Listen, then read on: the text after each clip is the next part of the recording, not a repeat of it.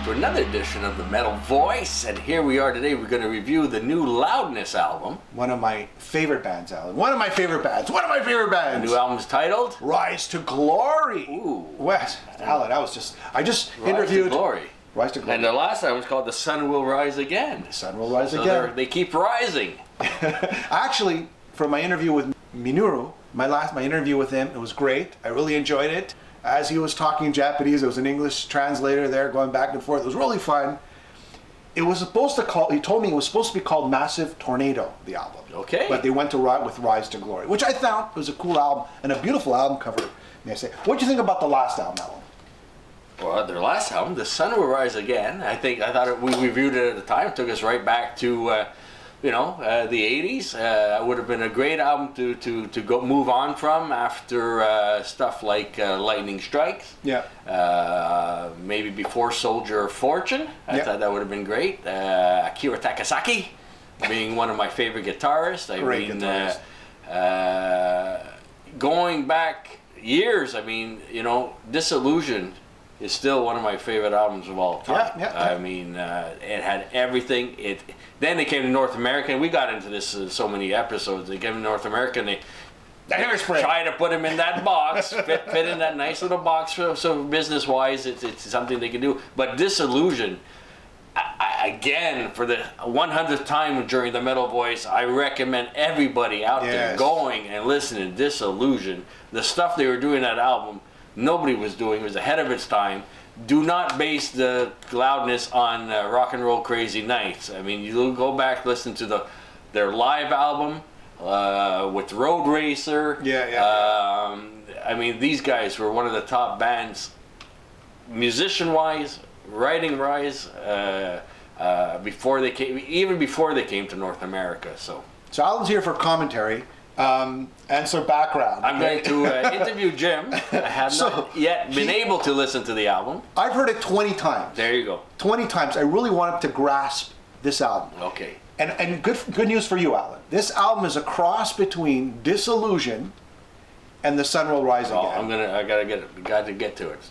Now, the production is very much similar to Disillusion. It's more that sound than the last few albums with the speed metal, the thrash.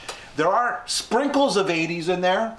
I like, the key word here is melody. There's a lot of melody. As a con, I would say I would have liked a little more back vocals to make the album sound a little more like Hurricane Eyes and Lightning Strikes. However, it's still a very melodic album. A lot of great instrumentation, musicianship. Sorry. Always. And there is an instrumental on this. Okay. There's an instrumental on this, and it sounds like something out of Rush. So these guys can really play. I'll just give you my favorite tracks. Okay. Soul on Fire, excellent track. There's a little clip on it somewhere on YouTube. Nice chorus, very 80s, great song. Another great song, actually my favorite song is Massive Tornado, and I called it Massive Tomato. It sounds like Massive Tomato, even though, of course, and I love this band for it. I love the accent. It sounds like Massive Tomato, but it's Massive Tornado. This is speed metal at its best, and this is what Loudness has been doing great throughout the last few albums in regards to speed and thrash. The instrumental is called Karma Sutra. There you go, Alan. There That's you go. for you. And another incredible track is Rise to Glory, and the solo is just blistering. That's something that you would like from Akira. And Why and For Whom is a soldier, is a war sort of song. Another incredible track, and No Limits, and Rain, which is a slow song. So overall, I would give this album an 8.5 out of 10. Wow. Requires multiple listens. Okay. You're not going to like this on the first few listens because it's very melodic and these are very deep melodies. You will like it as time progresses. Any other questions, Alan? No, so there's less experimentation because for a while there they were going into, even the songs, the framework of the songs were quite unique. Yeah. I saw that it was Eve to Dawn, I think the one that was called. Had that album, and some of the stuff on there, like, oh, okay, that's very different. Yeah. A good album. Yep. We rated it at the time, I think something like 7 or 8 out of 10, if I remember. Yeah. Then there was The Sun Will Rise Again, which brought them back more to the North American Loudness that we're familiar with. So glad to hear, Jim, that you enjoyed this one. What you're referring to is darker. It's been like very dark, the Loudness sound in the past few albums, with the exception of this album right here. They've been very dark, a lot thrashy, experimental. Yeah. They're coming back to that 80s, I wouldn't say 80s, I would say, yeah, I would say it. I'd say Disillusion mixed in with the last album, The Sun Will Rise Again. Okay. So it's more brighter. The production's a lot more brighter. Sounds promising. Yeah, and Akira's killing it on. And the vocals are great. I mean, the guitar's work is incredible. This guy's incredible. You're talking about the early 80s. You had Van Halen out there, of course. And you had Akira Takasaki. Oh.